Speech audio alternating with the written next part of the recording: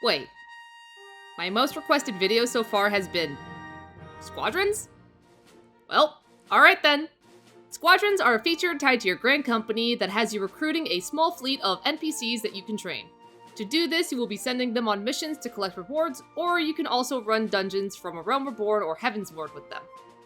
To unlock Squadrons, you will have to be a second lieutenant in your grand company, be level 47, and must have completed the quest Rising to the Challenge.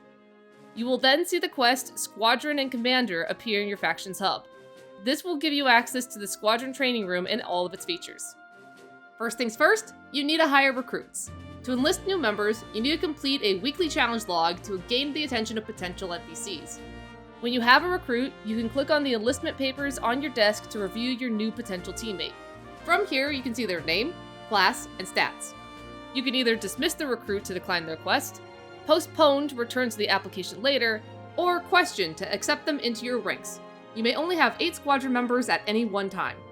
Squadron members have 3 stats: physical, mental, and tactics. These have no effect on the performance in dungeons with you, but the missions you send them on will require you to meet a certain statistical threshold to increase your team's chance of success. You can send squadrons on training courses to increase certain stats, and it's generally a good idea to keep your stats mostly balanced so that you can take on any squadron mission. Affinities, or chemistries, are randomly assigned bonuses that your members can pick up while on missions. These can increase a mission's chance of success or can cause missions to reward more loot if certain conditions are met. For example, one affinity might give extra rewards when that member is teamed up with a Makote. Chemistries can only be learned when a unit is between squadron missions. To see if an NPC can learn a new chemistry, check the regimen board and look to see if anyone in the squadron roster has a lit lightning bolt. This means they have a new chemistry for you to review.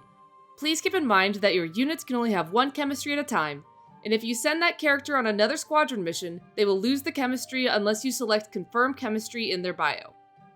Are you a big fan of one of your recruits, but they just don't fit any of your team compositions?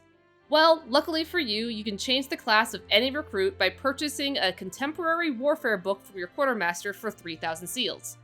You can then talk with your desired squad member and assign them to their new class. For additional customization, when your squadron members are level 50 or higher, you can apply glamours to them. Simply talk to the NPC and select the Outfit button. From here, you can see what outfit they are currently wearing, and if there is something you would like to change, you can hit Apply Glamours to begin selecting from your inventory, glamour dresser, and armoire. Once you're happy with the final outfit, select Confirm. There are 3 ways to level up your squadron: training missions, squadron missions, and command missions. Training courses are the most efficient option as they give a lot of experience and allow you to target certain stats that you would like to raise to increase your chances of succeeding in squadron missions. This will improve your entire roster and can be completed in 1 hour. Keep in mind that if you try to increase your attribute total above your maximum value, the stats you are not training in will decrease to accommodate the increasing stats. The main downside to this method is you can only use it 3 times a day. Once you exhaust your daily training courses, you will be left with the missions. Squadron missions are when you task a party of your NPCs to complete a certain objective. When looking at the mission, you can see what the required attributes are to guarantee a mission success. You can send an underprepared party on a mission, but for every stat requirement you fail to meet, it will decrease the mission success chance by roughly 33%. Flagged missions, which you need to do to rank up the squadron, will need to meet all 3 requirements or they will always fail.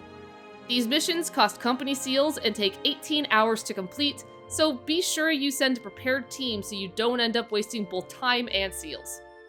Finally, we have command missions. These are missions where you run a dungeon of your choice with your squadron. You choose your role, build your team, and pay a fee in company seals and are sent on your way. This is actually a decent way to level all classes if you wanted to work on squadrons while also working on leveling that level 30 white mage you've been neglecting. While in a command mission, you will be given buttons to tell your party to attack your current target, disengage the enemy and return to you, or use a limit break. Your party members are not exactly the smartest AI, but I've noticed they take a lot less damage from AoE attacks, so if you see them standing in bad, it's okay. Let them do their thing. On the subject of limit break, your squadron members will only consume 1 bar of limit break when using this command and will only perform a limit break 1. If you're looking for the most efficient way to level your squadron, I would recommend using up all your daily training courses and then send your team on the highest level squadron mission they can comfortably do. So, this stuff is cool and all, but why bother with squadrons? Well, besides being a unique way to level up low-level classes, you can also get some shiny rewards. With certain chemistries, you can get free materia, crafting materials, and currencies. If you complete 5 unique command missions and succeed the flagged mission Sapper Strike, you will be awarded the rank of Captain and gain access to purchase the material containers, which are loot boxes that contain a random minion or mount from Heavensward or Stormblood. Completing any 10 command missions will also reward players with a set of workout emotes like squats. Squadrons are a hidden piece of content that I don't think enough players know about. It's a fun way to level alt jobs while also enjoying some time-based progression with your custom squad. The emotes you get are also pretty nice. Have any questions or notice something I missed? Let me know in the comments and I will see you next time. See ya!